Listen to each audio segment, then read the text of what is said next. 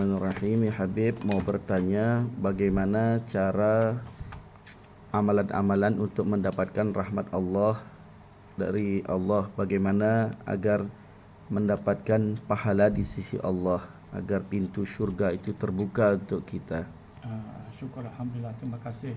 Mudah-mudahan ya soalan ini dapat memberi manfaat kepada sesiapa ya yang suka mendengarnya ya. Ini semua amal kebaikan.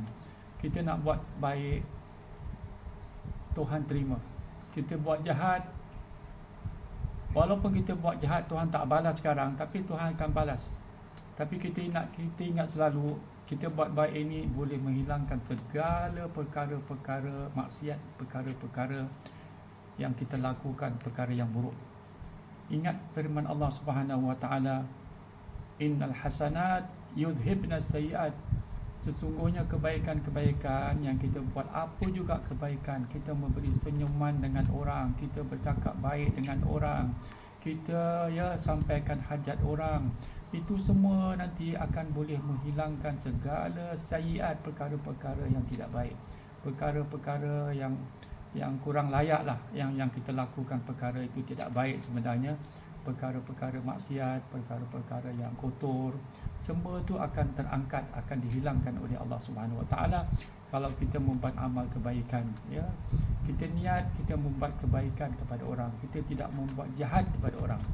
Jadi untuk mendapatkan pahala ya, di sisi Allah Subhanahu Wa Taala ni banyaklah ya. Selalu ustaz mengajar orang ya supaya ambil cara-cara yang senang-senang, yang dekat-dekat, supaya kita dapat beramal selalu benda itu. Kita jadikan amalan kita seharian, insya-Allah terbuka pintu langit, terbuka pintu langit, pintu syurga. Banyak kalau kita dengar hadis-hadis Rasulullah sallallahu alaihi wasallam. Tapi kita tak boleh macam serta-merta lah kita cakap semua orang ini hari besok dapat lihat pintu syurga. Besok kita baca kita nampak nanti pintu tu syurga terbuka, tak boleh begitulah ya. Jadi kita yakin apa yang telah diajar oleh Rasulullah sallallahu alaihi wasallam. Yang apa Habib nak terangkan ya, ustaz nak terangkan pada hari ini, yang senang-senang lah, yang simple-simple. Hadis itu nyata terang, tak ada yang tidak ada hadis itu sahih ya. Itu hadis tidak menjadikan hadis itu hadis yang tidak dapat diterima. Hadis itu hadis sahih. Apa dia pengajaran Rasulullah sallallahu alaihi wasallam? Kita diajar kalau kita selalu mengambil wudu, nanti Allah Taala panjangkan umur kita. Tuhan tambahkan umur kita. Ya, itu Rasulullah sendiri ada memberi dalam hadisnya. Sesiapa yang suka mengambil wudu. Ya, bukan soalnya kita ambil wudu ni apa 24 jam, tidak. Ada orang boleh tahan wudunya 2-3 jam, 1 jam, alhamdulillah. Kalau dia suka mengambil wudu sebelum dia keluar, sebelum dia belayar, dia sama-sama ya ambil wudu, itu pahala besar. Dan kelebihan orang yang suka mengambil wudu ni banyak. Ya, Allah Taala akan tambahkan umurnya. Kalau Allah katakan umurnya sudah ditetapkan 60 tahun, Tuhan akan tambah lagi 10 tahun lagi, begitu. Umpamanya lah ya. Jadi di antaranya yang senang-senang ini kita lihat ya dalam hadis Rasulullah sallallahu alaihi wasallam. Rasulullah mengajar kepada umatnya supaya apabila sudah kita mengambil wudu, kita angkat tangan dekat luar lah, dekat luar tandas, bukan dalam tandas ya, di luar hammam, di luar gitu.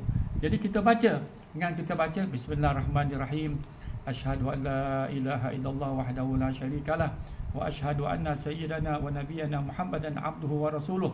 Allahumma ja'alni minat tawabin waj'alni minal mutatahhirin waj'alni min ibadikas salihin.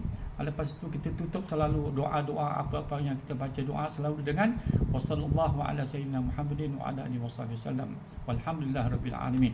Cuba kita amalkan itu.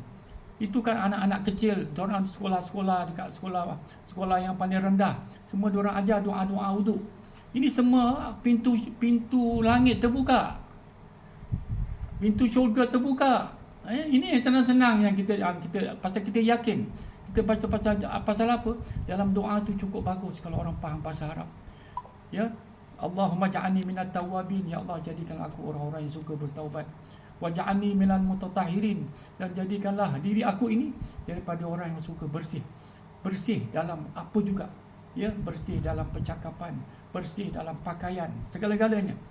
waj'alni min ibadikas salihin, dan kau jadikan aku daripada golongan hamba-hamba yang salih. Ya, kita minta kepada Allah Subhanahu Wa Taala gitu.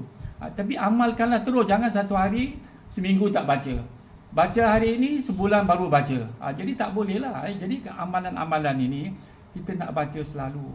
Selagi kita sanggup, kita ingat, kita dapat buatnya, kita buat. Kalau kita sakit, itu lain cerita lah, kita tak dapat buatnya. Itu antaranya lah. Begitu juga selepas wudu kita nak sembahyang kan, kita dengar azan. Kita dengar azan. Apabila kita dengar azan, kalau kita boleh jawab, kita jawab. Kalau kita tak boleh jawab, ya, kita tak faham ke, kita tak dengar ke, itu lain cerita lah. Tapi kalau kita selepas azan tu kita terus berdoa dengan doa azan, ni semua pahala besar ni. Kan doa azan selalu bismillahirrahmanirrahim. Allahumma salli ala sayyidina Muhammad wa ala sayyidina Muhammad. Allahumma rabb hadhihi da'wati tammah was salatil qa'imah. Ati sayyidina Muhammadin wasilata wal fadilah wasyarafa wad darajatal aliyata rafi'ah. Wab'athul maqamal mahmudan alladhi wa'adta innaka la tukhliful mi'ad. Rabbi firli wa liwalidayya warhamhuma kama rabbayani saghira. Kita boleh ulang 3 kali, tak ada menjadi salah, ya.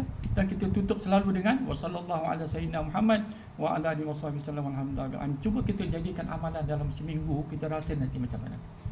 Kita membaca dengan nama Allah, dan kita kedua kita memberi selawat kepada Rasulullah. Selalu doa tu iring dengan selawat, dengan Allahumma salli ala sayyidina Muhammad wa ala sayyidina Muhammad. Pasal ini Rasulullah itu sebagai Habibur Rahman, kekasih Tuhan. Lepas itu kita doa, dalam doa azan itu cukup. Lepas itu ya, setelah selesai semua doa, dah kita dah selepas sembahyang, dah dengar doa